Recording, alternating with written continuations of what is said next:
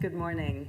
Good morning and welcome to a panel discussion as part of the second Bridge for Cities annual conference.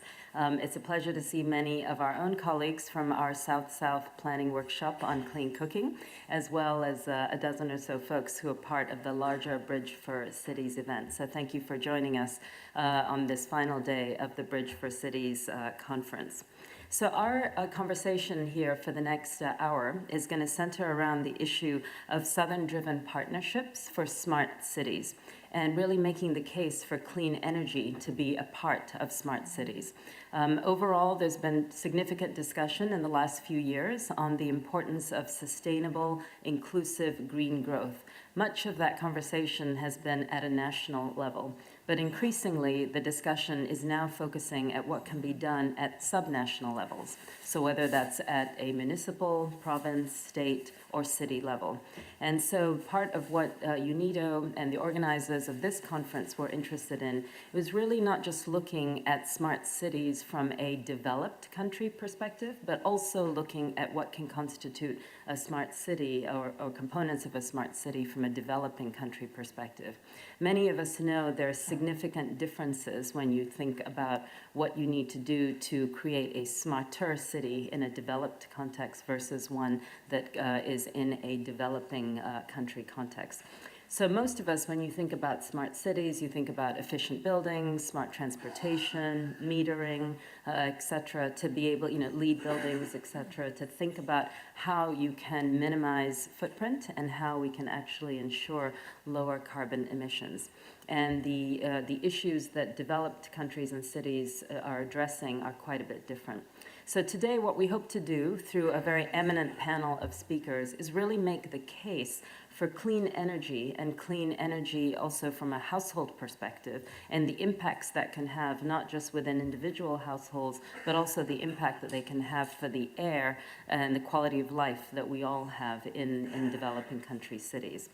So I'm joined today with several folks, starting from my left, Professor Xu Tao, who's Dean of the College of Urban and Environmental Sciences at Peking University. As you all know, China has made significant commitments when it comes to its own climate action plans, but also its support of other countries and their climate activities. Professor Xu Tao will share some very interesting data that he and his fellow colleagues have been involved in collecting that really provides an evidence-based case for how we should engage more on this notion of clean energy within cities, but also in the larger national context. More immediately to my left, we have Dr. Michael Johnson with Berkeley Air Monitoring Group. He's a senior scientist there and will also share with us data more clearly about the impacts that cleaner cooking solutions and household energy can have on the climate, the environment, and some of the public health dimensions that can be improved through using cleaner cook stoves and fuels.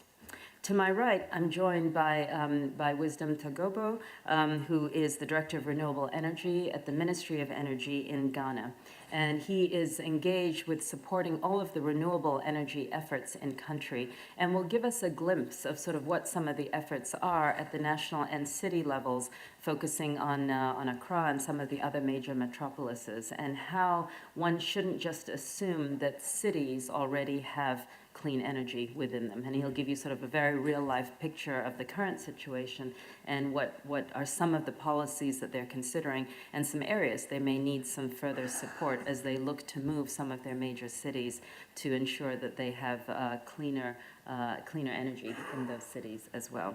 And all the way to my right is Ms. Asna Tofik. She's with my organization, the Global Alliance for Clean Cook Stoves, and is a market manager for Bangladesh. And she will also talk about, we will have a Ghanaian perspective and then a South Asia, Bangladesh perspective in terms of what are some of the issues, not just in Dhaka, the capital, but also in other cities in Bangladesh and how they are looking and how important it is to be able to address this issue of clean energy in order to have smart cities develop in their country context as well. So I think we're very fortunate to start with the data, the evidence. It's always important to have strong evidence to make the case, but then also see some real live examples of countries and cities in the progress of making this transition. So we're not here today to be able to share sort of, success stories of what's been done already in all of our nations and in all of our cities. This is very much a work in progress. It's to share with you what is being contemplated, what is being thought through and implemented, but also to highlight what are some of the additional areas that we might need some support in order to achieve that. What we're also hoping to do through this, and I know that's what Bridge for Cities is trying to do, is really develop the case of the various components that may have been underrepresented or under-prioritized that have to be now reprioritized or moved up the list to be able to ensure that a variety of cities around the world help take the necessary steps that move them from where they are to the next stage of their development or the next stage of being a smarter city.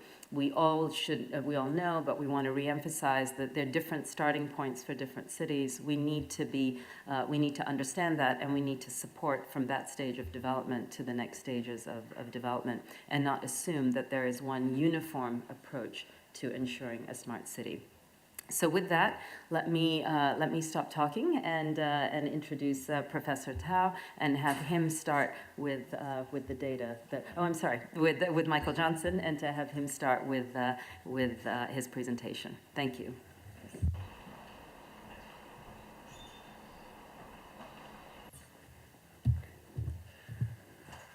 All right, well, thank you, Rada, for that lovely introduction, and it's great to be here in Vienna and to share some of the information that we've learned about household energy. I think, as you'll see from all the presenters up here, when we think about household energy, usually you think of rural areas, but household energy consumption also has a big impact on the air quality in urban areas. So just a quick couple of statistics here. First, when you look at the global burden of disease and the morbidity estimates that you often see, and you talk about household energy, often numbers you hear, things like there are 3 to 4 million deaths per year associated with the exposure from smoke from using household energy. But that smoke also goes outdoors, and there's a morbidity that's associated with the exposure to smoke outdoors as well. And those range from 0.3 to 0.5 million deaths per year. So that's a big impact as well, just from the ambient contributions of household energy. And then if you look at the total black carbon emissions, black carbon is a soot that gets emitted when you combust fuels, about 60 to 80% is the estimate for what's contributed in Asia and Africa from household energy. Right? So this is a huge contribution, and this is air pollution that gets distributed regionally and globally. So it's having a big impact everywhere, not just in rural areas, but also in urban areas. And if you look specifically at some areas, I know this looks really, the numbers look really small, but I'll highlight the things that are important up here. If you look at some specific cities and where the air pollution is coming from, you can actually do analysis of the particulates in the air and figure out what sources they're coming from. And so that's what this shows, and I've highlighted the biomass source, which is in green, and these are all different kind of example cities. And so you can look up here and you can see, for example, in Hanoi, there's about a third of the air pollution is coming from biomass. And if you look at Bangkok, there's about a third of the air pollution is coming from biomass too. And so all those little green slices in these cities, this is all air pollution that's coming from the household energy sector, right? And so what that tells us is, if you want to clean up the air quality in a lot of these urban areas, you're going to have to do more than just look at vehicle or industry. You're going to have to also look at the household energy sector. Right? And I'm going to zoom in on one city, and hopefully this transitions into what Wisdom will talk about a little bit later as well. But if we look at Accra, this is an analysis that was done specifically in Accra, and it's the same thing where the researchers looked at what the actual air pollution was coming from. And what you see here in Accra, what you see here in Accra is, again, this green is the biomass, it's burning biomass.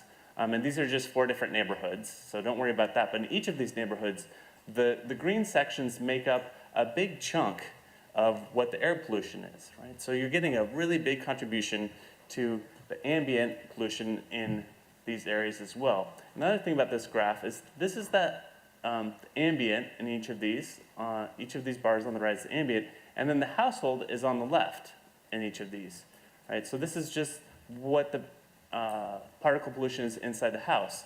And what you see is there are contributions from the biomass indoors and outdoors, but there's also contributions from road dust and vehicles that are indoors and outdoors as well. And they're both having substantive contributions to both of those environments. So what that tells us is that if you want to clean up the outdoor air, you're going to have to clean up the indoor air. And also, if you want to clean up the indoor air in cities, you also need to clean up the outdoor air, right? This is something that's related. They both need to be addressed in order to meet these these WHO guidelines, which I put in here. So if you want to get down below this WHO interim 1 target, you're going to have to address both the biomass and these other sources like vehicle and industry. Right? And if you want to get down to the final WHO guideline, which is 10 micrograms per meter cubed, a very strict guideline, you're going to have to do a lot of work in these areas. But certainly, you're going to have to address not just the household energy, but also the vehicle and industrial sources as well, and vice versa. All right, so what are the options that you can look at for residential energy solutions in cities specifically? Well, some of the places where people are working on this include Nigeria, Ecuador, India. We have ethanol, LPG programs in Ecuador. There's an induction program with electricity. I think we even have an Ecuadorian colleague somewhere here. You could ask him about that project. In India, there's the Give It Up program with LPG. And these are all ways that these clean fuels are generally well suited for increasing or reducing air pollution in households in these areas. I'm going to talk a little bit more specifically about Ghana. I'm sure Wisdom will as well, because we have a project in Ghana right now where we're measuring the air pollution in some homes. And in Ghana, there's an LPG subsidy program, and part of what they want to do is see what those exposure reductions are to pollution associated with people who are using LPG, and also other people who are using charcoal or wood or other things in the homes. And also, what are the cost-benefit analyses? So what we're doing there is we're helping build some capacity with the Ghana EPA, where we're helping them make some measurements, personal exposure measurements, and looking at what people's exposures are for households where they're just using LPG, where they're using LPG and charcoal, where they're just using charcoal, and then also another group where they're using some firewood.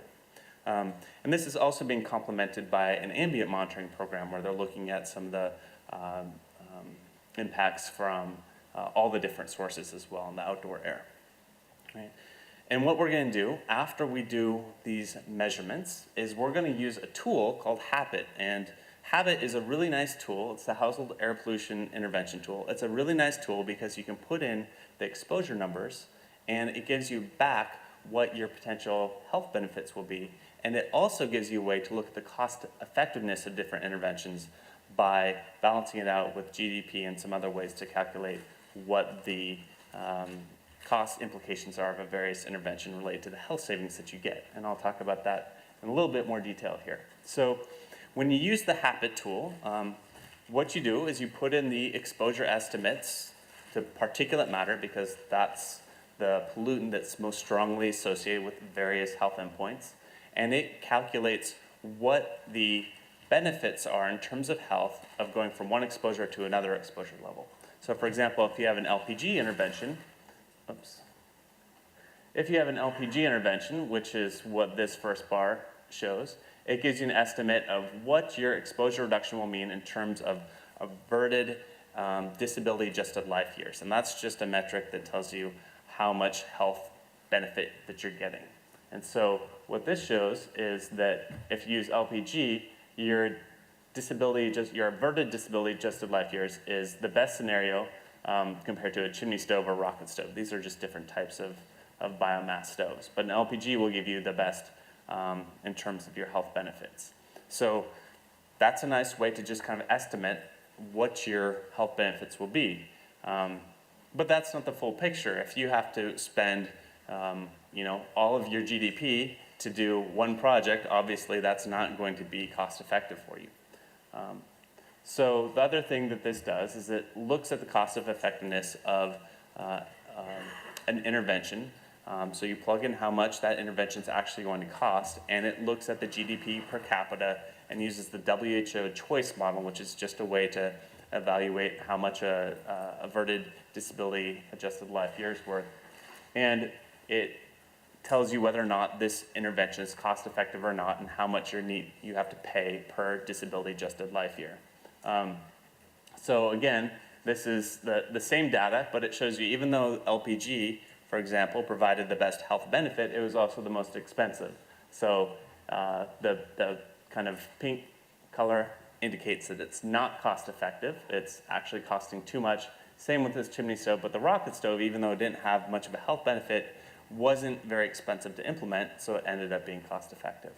These are just example numbers. This doesn't have anything to do with Ghana. This is just an idea, or just to give you an idea of how it works. But certainly this is the type of things that cities and urban areas can do when they're looking at the various interventions that might work for both the household sector, looking at the exposure reductions in the household sector like we're trying to do in Ghana, and then you can also look at what the implications might be for urban air quality, the ambient air quality if you're complementing it with the ambient monitoring program. And then just to wrap up, so when we think about household energy interventions, they're both complex but also really important, and there's lots of things that you need to think about beyond just how well a stove or a fuel performs. Right? If something is too expensive and people aren't going to use it, it really doesn't matter if it has really low emissions because it's not going to have any impact.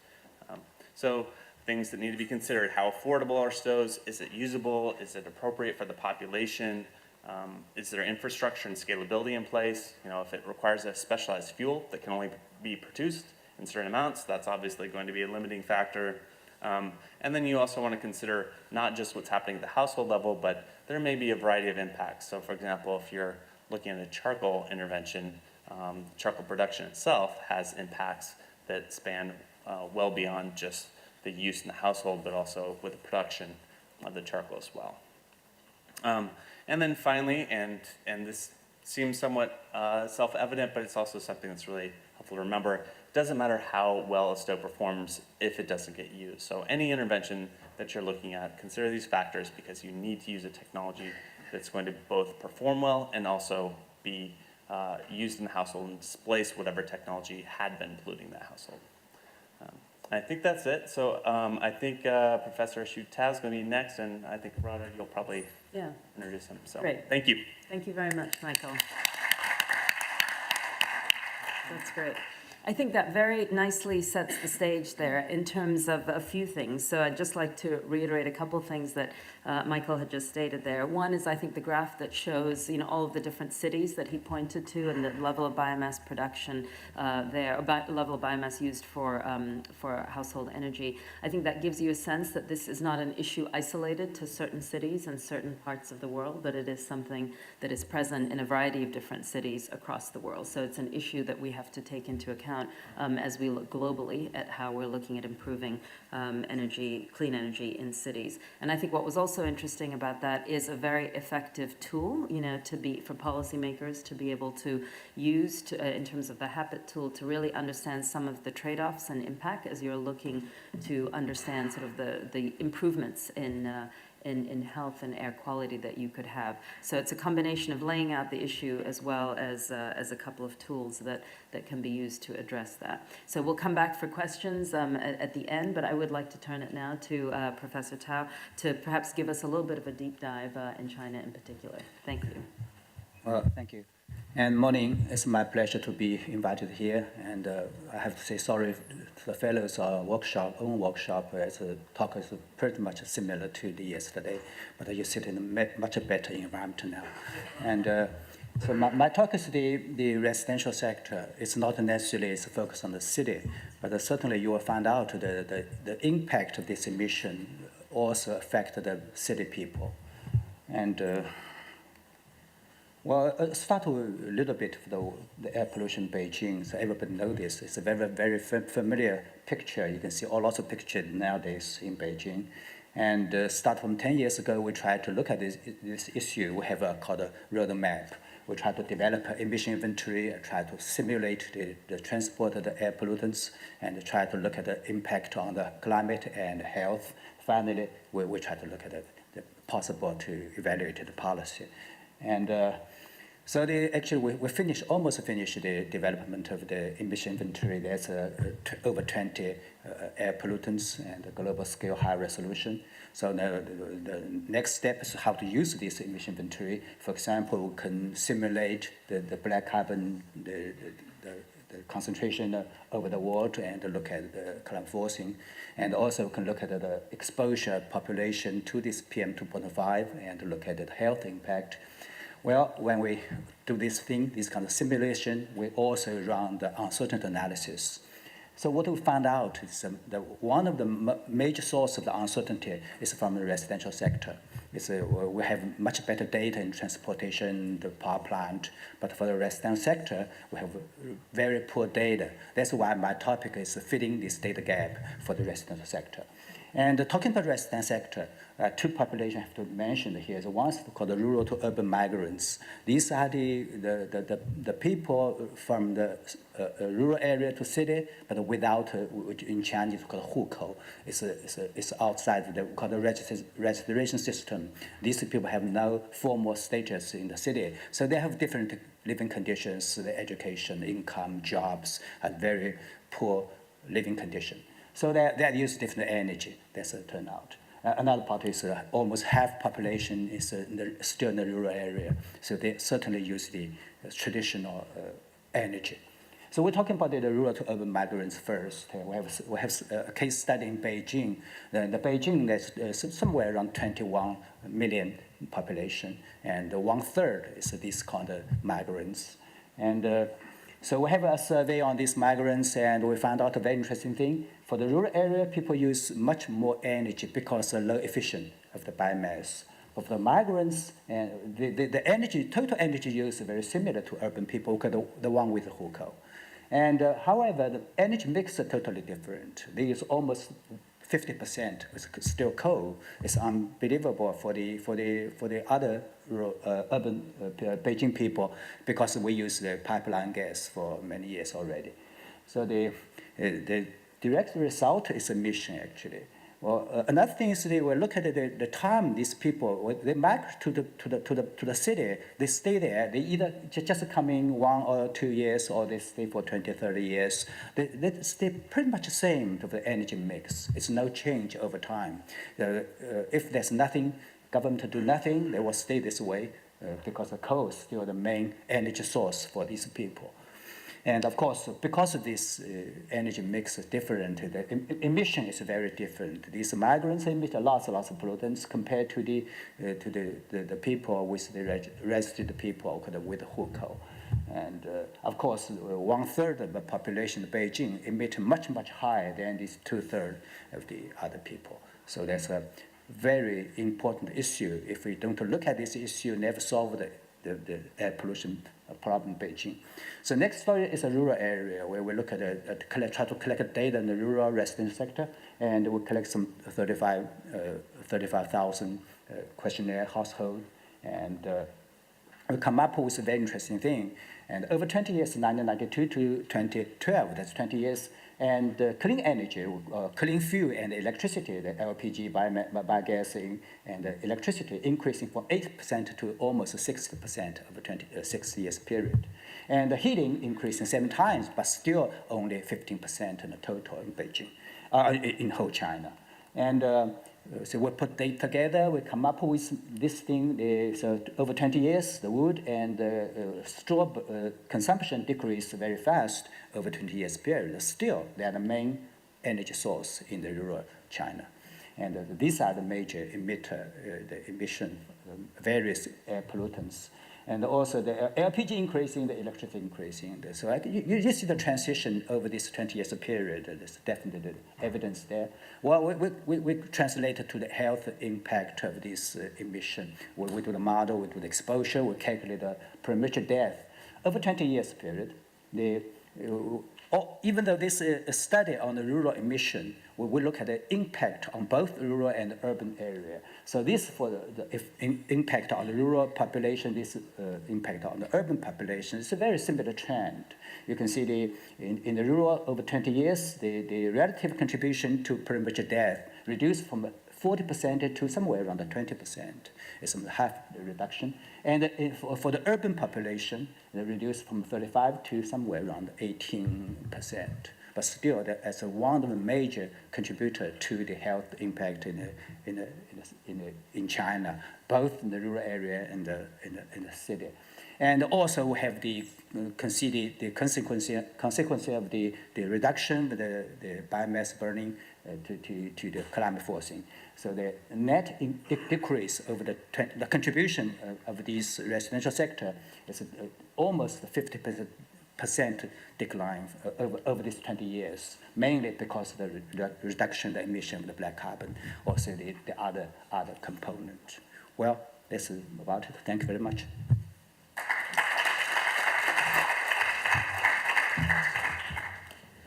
Thank you, Professor Tao. And I think what was interesting about that is you got a deep dive into China, both the urban Beijing sort of situation, but also what's happening in the rural context. And I think this brings up an important element we can talk about later in the discussion about the levels of migration from rural areas to urban areas. China is not unique where we see that situation. We see that in many countries around the world where cities are not necessarily have the infrastructure to be able to grapple with fairly sizable migration that's occurring. And I think what Dr. Tao Xu's presentation shared was that the population that does migrate has a different energy mix, and it's different from what the population that is resident within some of these big cities. So even within the context of cities, we do have to think about those informal settlements, if you will, and the population that has migrated, because that will contribute to the level of air quality, therefore the level of, the lifestyles and health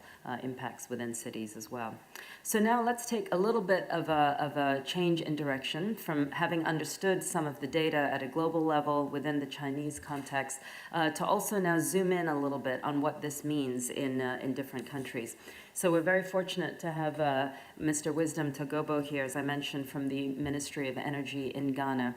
And Ghana has really addressed this issue of energy at large from an electrification as well as power generation perspective, but also very actively looking at efforts of household energy. And as Dr. Johnson just shared earlier, some of the data on Accra, it's a metropolis that still has a lot of solid fuel that is being used for cooking. Therefore, the air pollution certainly is an issue that the city has to address. So with that, I'll turn it over to Wisdom to take us through a case study in Ghana. Thank you very much. I will try to make my presentation in the context of the Paris Agreement and scaling clean cooking in Ghana. Ghana's National Determined Contribution, NDCs, we have certain goals which was set. One of the major goals is to unconditionally lower greenhouse emission by 15%. And additionally, we want to reduce it by 30% on condition that external support is made available to Ghana to cover the full cost of implementing the mitigation actions. So it means if we are able to get support through South-South corporations, through other means, we can be able to further reduce our emission by 30%. And with this external support, a total emission reduction of 45%, we believe, we'll be able to achieve. But what are the policy actions we had put in place? The first is that we want to expand the adoption of market-based cleaner cooking solutions. And then we also want to promote sustainable utilization of forest resources through the REDD+. And the third action is that we want to have value addition-based utilization of the forest resources for sustainable energy use and biodiversity business. I will just try to show a 5-minute short clip to let you see how this whole process looks like.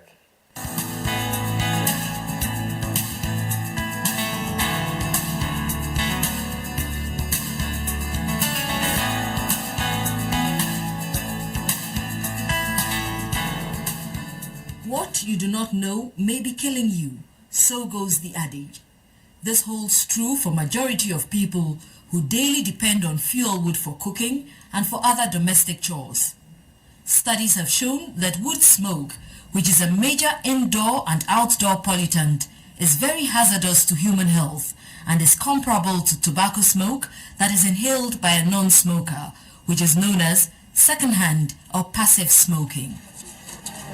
The results of another study recently published in a World Health Organization (WHO) bulletin affirm that breathing wood smoke during a high pollution day can be equated to smoking 4 to 16 cigarettes. Yet another research has revealed that some of the strong cancer-causing chemicals found in cigarette smoke are also present in wood smoke.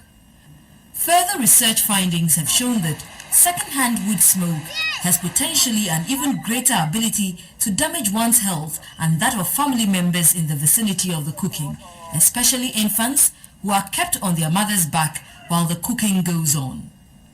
They are innocently made to breathe polluted air for many hours during their first year of life, when their developing airways and immature immune systems make them particularly vulnerable. Apart from the visible smoke, charcoal and firewood fires generate certain invisible fumes which can cause lung infections, soreness of the throat and breathing problems, as well as irritation of and injury to the human eye.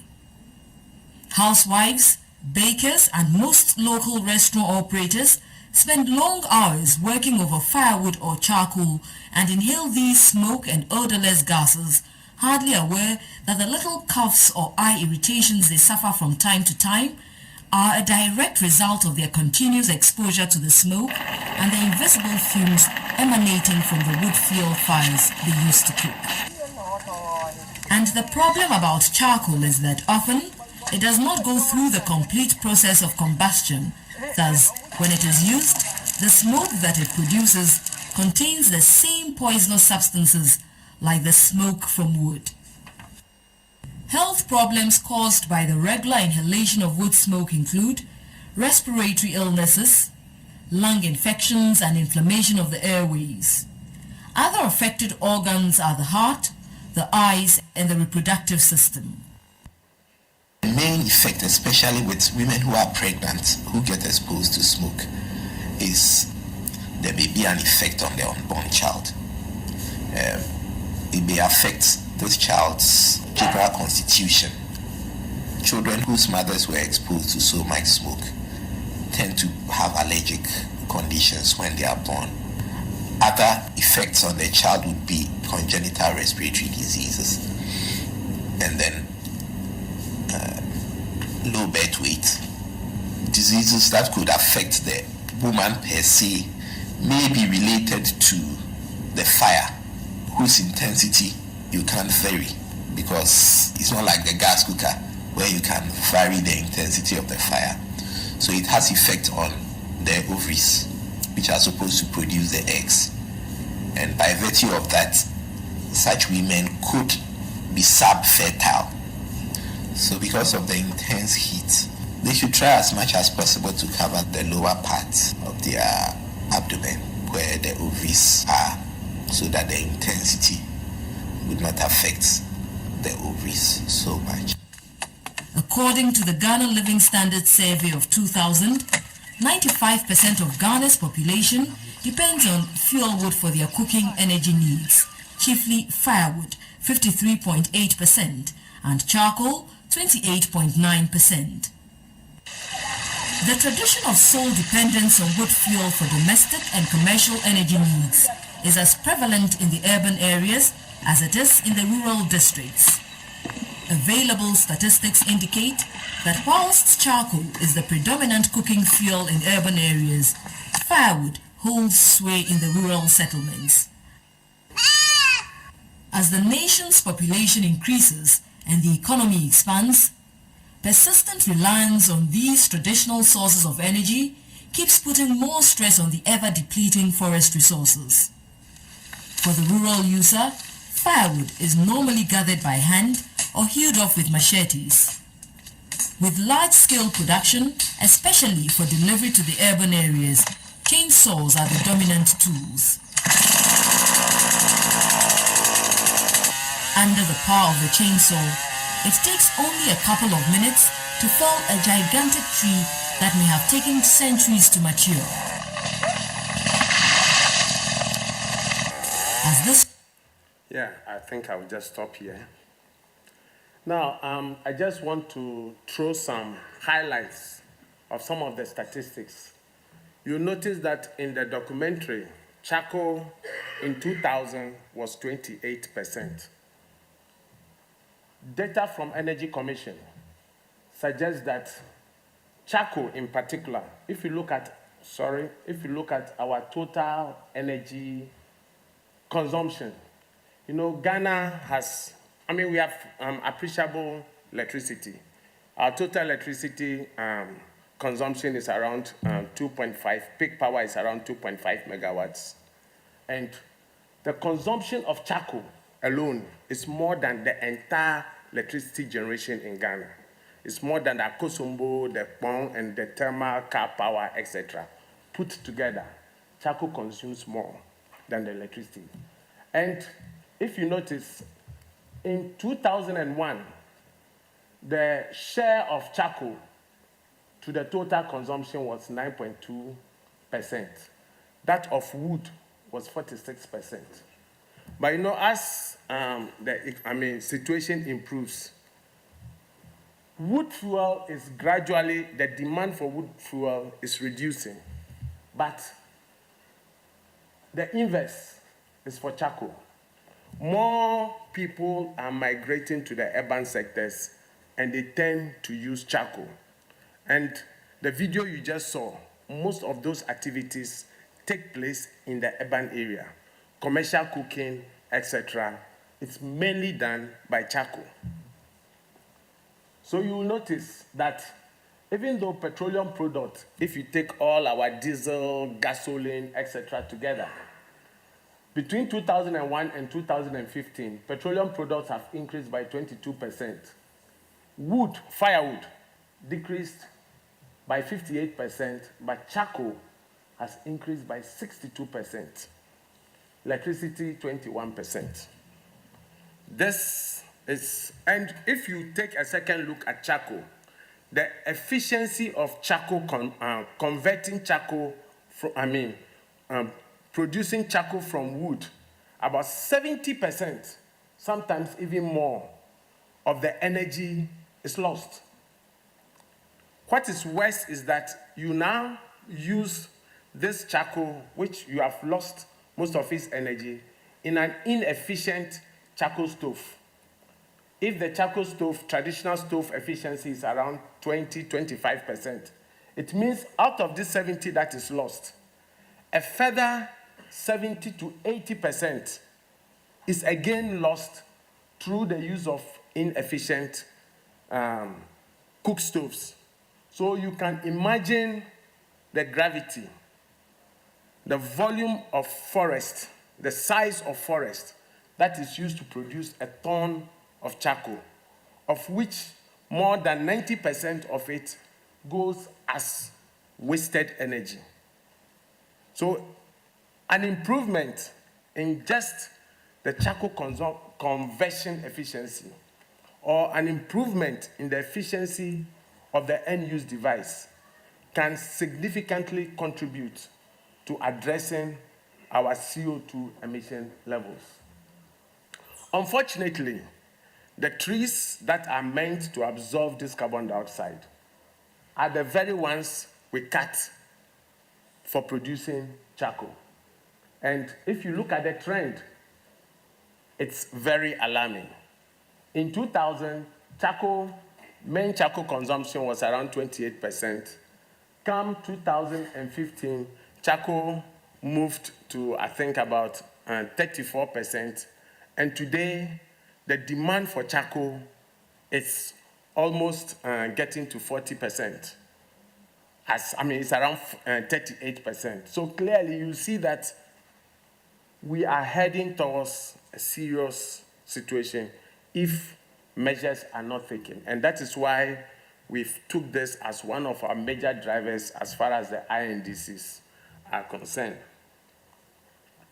If you take a look at where this charcoal is consumed, Ghana has two major cities, Accra and Kumasi.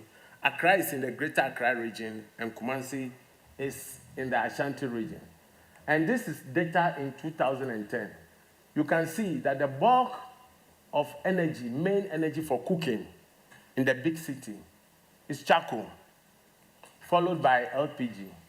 And in Ashanti region, the situation holds the same. And today, as we talk, 2017, the share of charcoal is increasing because more people are moving to the urban areas, and it's not too convenient to be cooking with firewood in those areas. So most people tend to rely on charcoal, further worsening our climate change situation.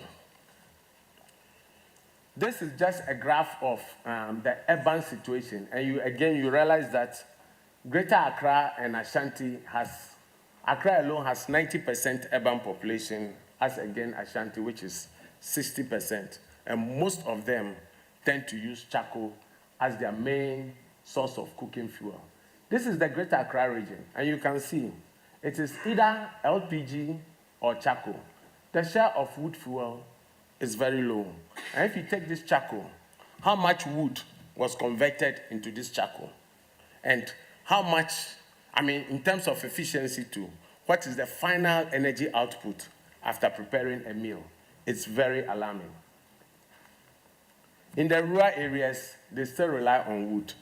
Because if you go to a household, you can determine the type of fuel used in a household just by the physical look of the house. The more money you get, you are forced to move to a cleaner fuel. So what is the way forward for Ghana? We want to ensure sustainable supply and access to cleaner and affordable cooking fuel and their end-use devices. We also want to encourage those that cannot afford to shift from cleaner fuels such as LPG or biogas. We want to encourage them to use this charcoal or firewood more efficiently through improved technologies or improved techniques. Sometimes you may not necessarily have to change the stove in order to be able to be efficient. You can do some cladding around the stove or make sure that the wood is properly spilt and well dried so that you can reduce the smoke impact out of it. So in conclusion, I want to say that Ghana is committed to delivering on the NDC policy actions under the Paris Agreement. We believe strongly that scaling up cooking technologies and techniques is key to achieve our NDC targets, and there are certain benefits we believe we can derive from it. If we move based on the targets we have set, we could achieve 39,000 hectares of woodland that could be saved.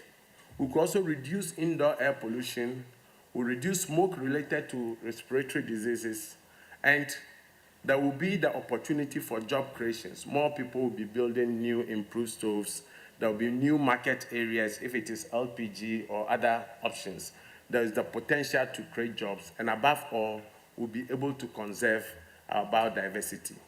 But to do this, we have costed the NDC targets relating to cooking, and we believe that we'll need about $3 billion if we are to achieve the target we want to do, if we are to reduce the indoor air pollution that we are facing.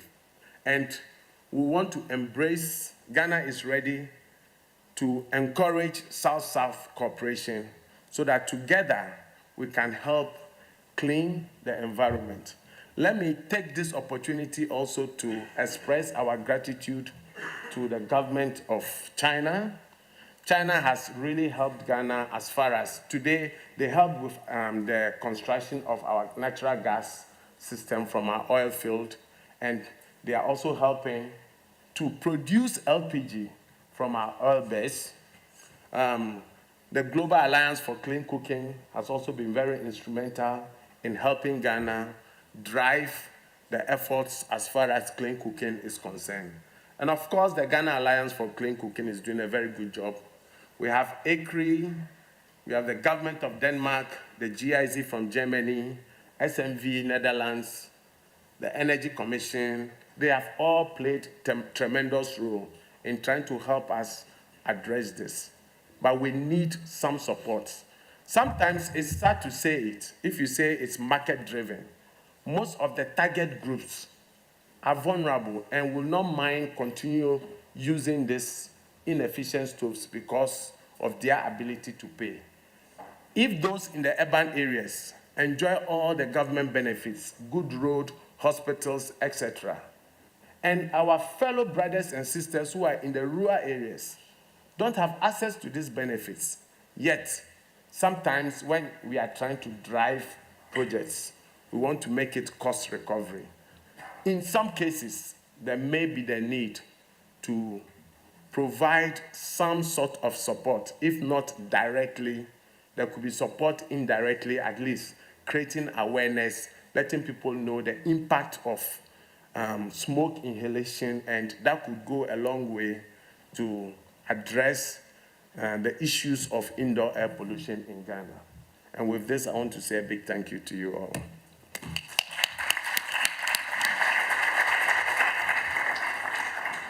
Thank you, Wisdom, for sharing the situation in Ghana and in the cities as well as the rural area, but also for highlighting, I think, something that was really important here. If a city is going to become smart and sustainable, it has to also think about what it is consuming in terms of resources that come from more rural areas. So your discussion about the consumption of solid fuel, charcoal in particular, that you highlighted in cities, and the impact that it has in the more rural areas in terms of forest degradation is certainly something that we need to think about. You know, a city can only get smarter if the other parts of the country, you know, are not taken advantage of as well. So thank you for highlighting some of that. And for the video, that sort of, for those who are not as familiar with clean cooking, and I know there's about half the audience here probably that isn't, it's good to just bring that issue to life as well. So thank you for that. We now move to our final panelist of the morning, Asna Tawfiq from Bangladesh, to be able to really shine a little bit of a spotlight on the situation there, and to talk a little bit about the case and the need for clean energy in Bangladesh and Dhaka and other cities there. Thank you, Radha, and a very good morning to everyone. Lots of data and presentation. So I guess by now you all know about the problem of not having clean energy for cooking in cities. I want to walk you through to a more realistic picture of what are the challenges that we're facing in country, and especially in Bangladesh, from where I come.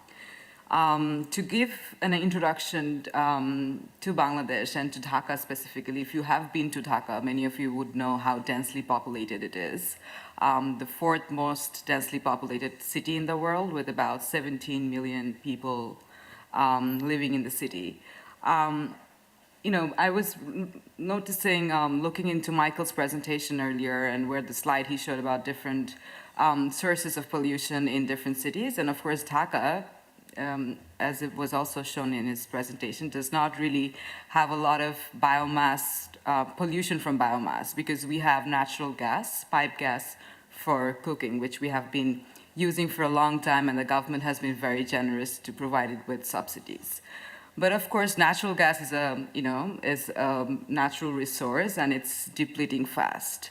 And that is where the concerns are about how do you go about, when in a country which is so densely populated, you have so many households, and of course, like many other countries, Bangladesh also has most of its, economic activities around Dhaka, and with the progress in economic growth with 7-8% growth, GDP growth each year, there is a lot of need for electricity and for factories. So the natural gas now, the government has priority of giving it to the power plants to produce electricity, and to factories, which is justified because that's where one of the majority of the needs are to keep up with the growth. But then again, what happens to the household sector? So we're trying to slowly move away from the subsidy of natural gas in the household sector, trying to bring the price up to the price of LPG so that more people can switch over to LPG and start using LPG. But of course, we know that cooking is such an integral part of our lives, and it's so much, somehow, difficult to change that behavior of a stove or a fuel. So even if the prices go up today by 50% or 10%, people don't immediately switch to a cheaper alternative or a better alternative. So we have seen recently in times where there has been shortages of gas supply, and how people just moved back to a traditional stove even when living in a city like Dhaka. Because they were reluctant to switch to LPG, or they were reluctant to try out any other option that's available. So behavioral change is really, really key, and that needs to be addressed when you're actually implementing better solutions for cooking. But as we talk about how to really transform Dhaka into a smart city, so our government is doing some great work, and we're doing a lot of infrastructure project, which is really helping Dhaka transform, better roads, better transportation. But what really happens to, this whole, population living in the city? So at some point, we really have to decentralize and develop our other cities as well. And then, in those cities, we don't have natural gas, and people's affordability is also an issue. And in those cities, people still cook in biomass. So that is when we really have to, start addressing about how do you provide clean energy to not only your main cities, but across the country. I think that's very important. The other challenges that we face, of course, is around financing and having sustainable business models.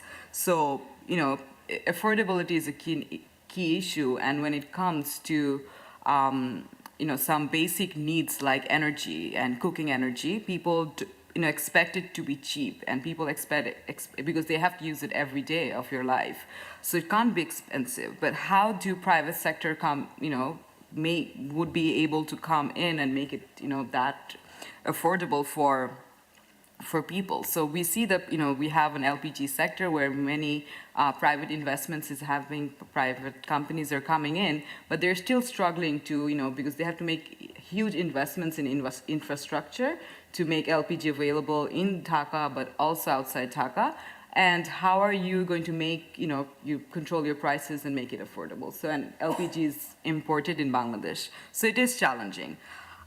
We are, like we were also discussing this morning in our policy workshop, that we don't really know what is the best solution and, what is the solution to this big problem. But I think what we need to highlight and we need to keep pushing for is to make sure that the policymakers, have clean cooking and household energy in their radar as they focus on electricity and roads and highways. But they also need to address the issue of household cooking energy, especially when they're thinking of developing smart cities and not just making one everything available to one city, but making it available across the country. I think that's basically what I wanted to share from Bangladesh. I hope that's helpful. Yeah, great, thank you, Asna. And I think that actually has highlighted a couple of different areas, different from what the others have presented. I think two things that I took from your presentation just now. One is there's a focus a lot on the biggest cities in each of these countries, the capital, the second biggest, third biggest, etc. What we do see in many developing countries is the birth of new cities, and so that is important to think about, not just how we are transitioning from a certain set of fuel sources that have been used for some time to cleaner fuels, but how we can develop new cities sort of in a smart way right from the beginning in terms of having cleaner energy sources. So I think that is an issue that many of us in the developing world sort of wrestle with as we think about the development of new cities. So there's a way to start it off right instead of having to convert, if you will. Second, you brought up this issue of the private sector and business models and the role that the private sector has to play in really being an engine of growth to support clean energy in a variety of these cities. And that is, and the role actually that a government audience, the role that policymakers play in facilitating the growth of a private sector to thrive and to be able to help support in the elements of a smart city as well. So thank you for highlighting those two new areas. So that is our set of presentations, and we can now move a little bit to discussion. So I see we've had a lot of people join in the room as well. So if there are questions, I'll give you a chance to sort of think a little bit about that in the next few minutes. I'd like to pose a couple as you are developing your questions to the panelists. What has become really clear through this presentation is that this is very much a work in progress, this movement towards smarter, cleaner cities with cleaner energy sources. So we may not have sort of an abundance of examples to point to immediately that say these are things that have worked in different areas. But I'm curious about sort of examples where we're seeing good progress. Perhaps there are one or two cities that can be highlighted, and maybe, Michael, I might ask you if there's some trends that we see there in terms of a city or so that you think is moving in the right direction. And then also after that, maybe back to wisdom, there's certainly efforts that are ongoing within Ghana and in Accra and Kumasi to perhaps highlight some of the issues or policies that are being thought through, and some of the things that may be being addressed to reduce the amount of fuel wood used for charcoal and ultimately to reduce the amount of charcoal that is being consumed in some of these cities. So perhaps first to Michael and then over to Wisdom.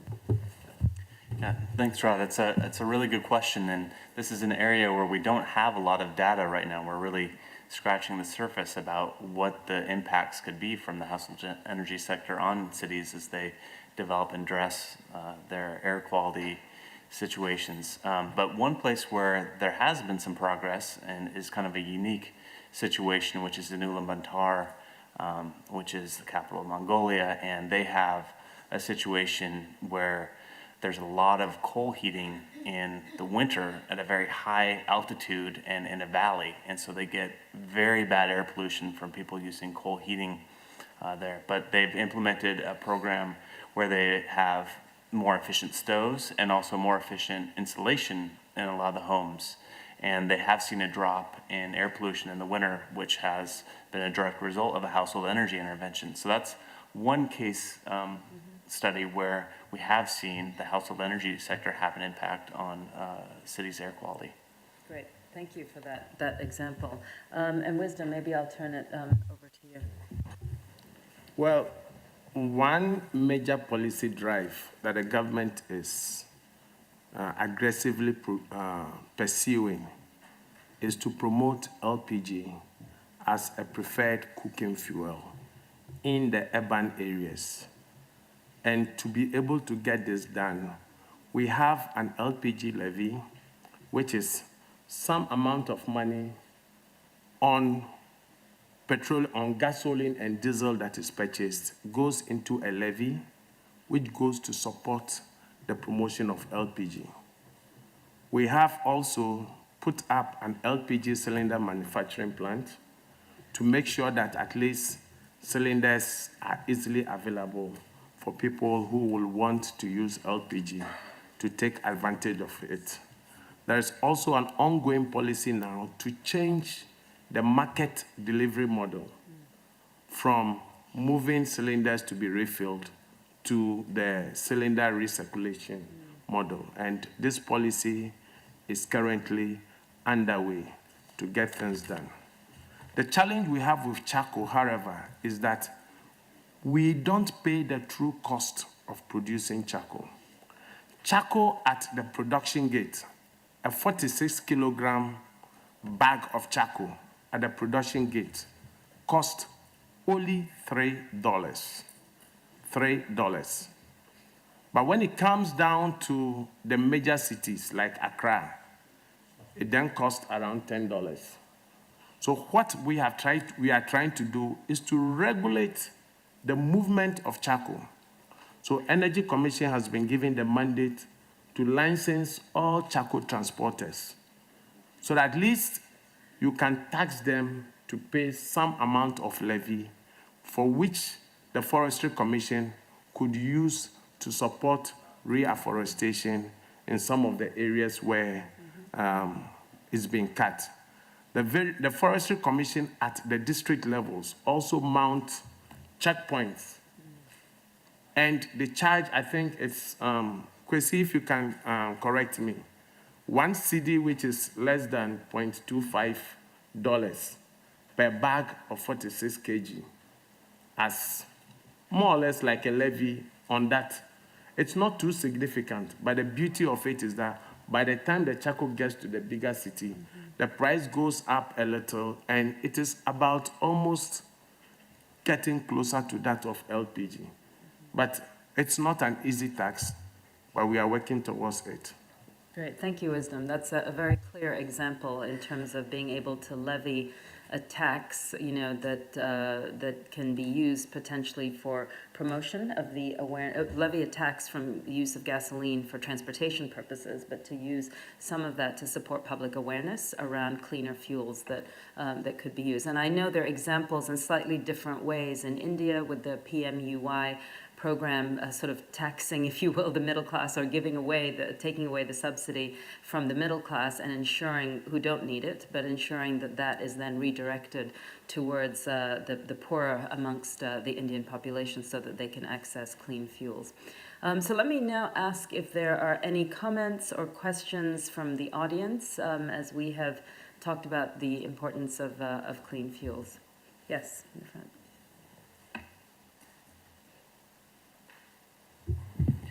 Thank you, Radha. My question is for Professor Tao. That first of all, I'd like to thank you for your good presentation, very informative. In your study, you showed that in China, both in urban as well as in rural people are gradually graduated to LPG. So did you also consider during your study that what is the main reason for that? How much is for to increase their income level, and how much is for the awareness raising, motivation, and for that? Because of limited time, I skipped some slides. One is based on this investigation, we actually look at the main driving force to the transition. And what we found out for both cooking and heating, the personal income or the per capita income is the most important factor affecting this transition. So when the income reaches a certain point, the people will spontaneously transfer to LPG and electricity. So for the cooking, we predicted in the next maybe 10 years or even less, the household using biomass and the coal will transit to electricity and LPG as well. I see another question. Yeah, mine is just a follow-on question. Was that the same trend for the migrant workers that you saw, that it was related to their income? Because they seem to be stuck in this coal use group, so I want to know about. Well, yes and no, because when we look at this transition, it's mainly occurring in the cooking activity. For heating, it's a different story because much more expensive for using electricity. But in the rural area, people can use LPG, can use the electricity. But in the city, they have no access to biomass, they have to rely on coal. And also, it's no pipeline natural gas supply. It's no centralized heating system for them. So I don't see any possibility of the transition, and except the government to do something for this. Good. Any other questions that we have or comments? I know there's some work being done in the Kathmandu Valley now, and so there's interest there in terms of taking a important and major city, you know, in Nepal and having that transition. So I don't know if there's some additional points that you wanted to raise on what's happening there. If it's complementary, I invite you to do so. Well, then I take this opportunity to raise one query to our Ghanaian colleague. Sorry, he's one of the directors, right? From Ministry of Energy, right? You represent Ministry of Energy. Yes.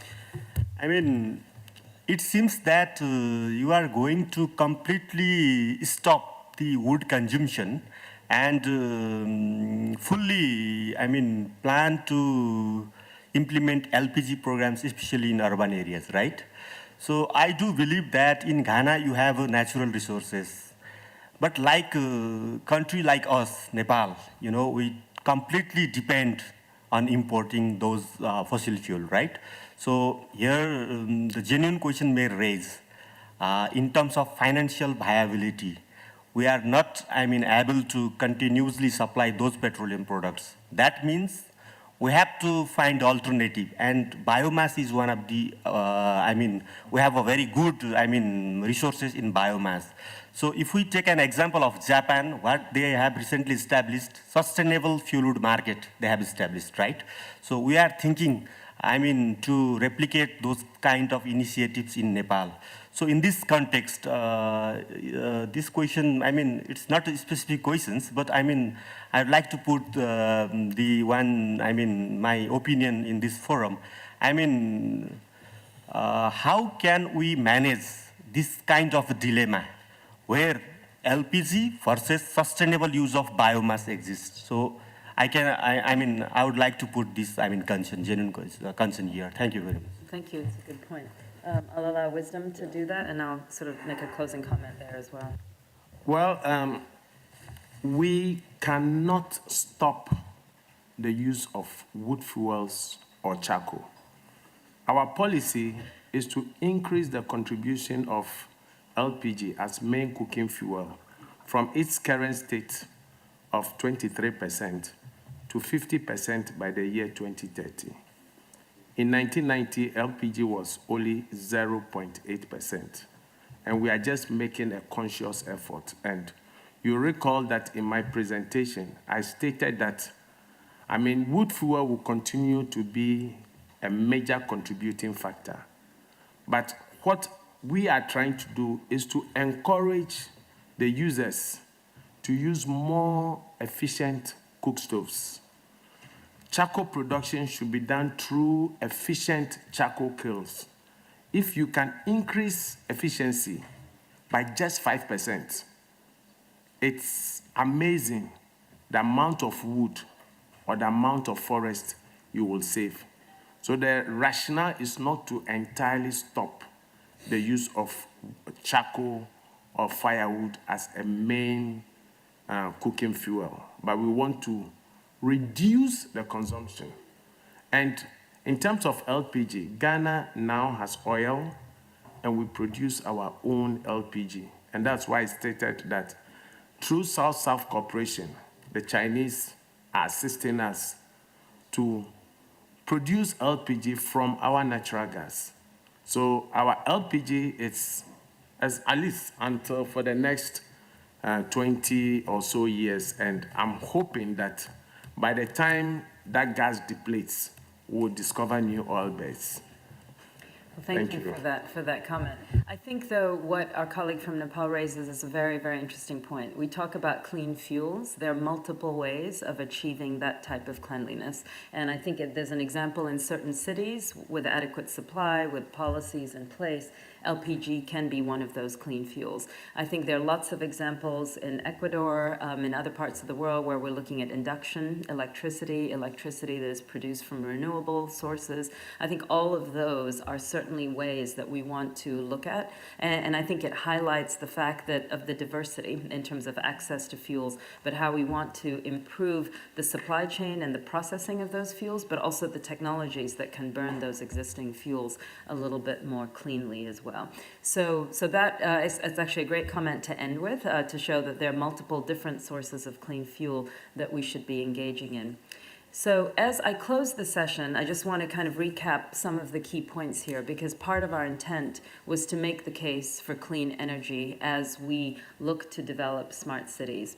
There are differences in how and what needs to be included in terms of the components of a smart city plan when you're looking at developing country cities versus developed country cities. We also see within the developing country city base, not every city is starting from the same starting point.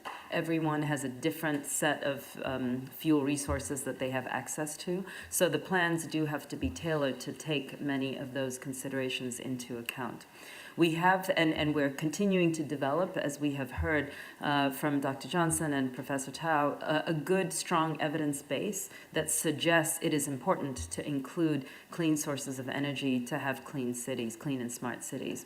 We've also heard through Asna and Wisdom's presentations efforts that are underway, very much work in progress. In the case, one example in Africa, in West Africa and Ghana, and another in South Asia in Bangladesh.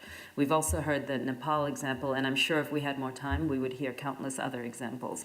So I think it's now time to act. We have enough data. We know that there's progress that needs to be made. And so as the world is looking at cities playing a greater role in achieving the Sustainable Development Goals as well as the climate goals, it's important for us to insert the importance of clean energy at this stage instead of playing catch-up 5 years from now and trying to insert clean energy at that particular stage. So with that, I would like to thank our panelists very much for their excellent contributions and urge you all to leave here with some fuel in your bellies to really take action when you return at the city level where we can actually make a difference in terms of including clean energy within your efforts. Thank you very much.